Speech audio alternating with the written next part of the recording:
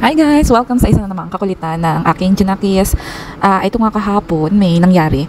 Bali, dapat susunduin na nila ako sa trabaho ko. Medyo late na nga ako kasi straight duty from 10 a.m. hanggang closing shift ako 10 p.m. So medyo mahaba ang duty ko.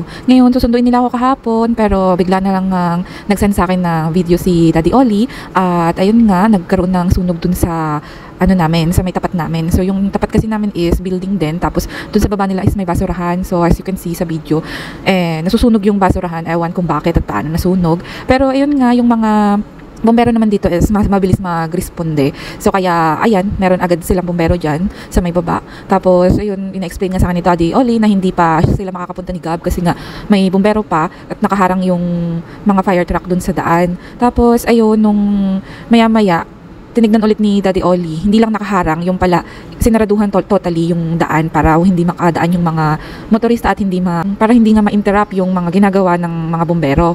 So, ayun, after naman nun, mabilis lang kasi mabilis lang naman talaga apulahin dito dahil nga mabilis na lang rumisponde dito at saka maganda talaga ang ng gobyerno dito. So, okay na, naging okay naman. Tapos maya-maya ayun na nga, pinuntahan ako nung aking mag-ama. Nagulat ako kasi pagpunta nila dito, yung anak ko may ginagawa. Pagdating nila, nag-aano siya ng arms niya, tapos ding ding ding ding. Tapos kanina nga, kita niya yung sunog doon, tapos nakita niya yung fire truck.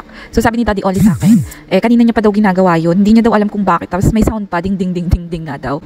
Naalala ko, may pinapanood nga pala siya, yung kay Miss Rachel, na hurry, hurry, drive a fire truck, hurry, hurry, drive a fire truck. Tapos ayun na nga, ang kasunod noon, tapos ding ding ding ding ding. Yung pala yung ginagaya niya.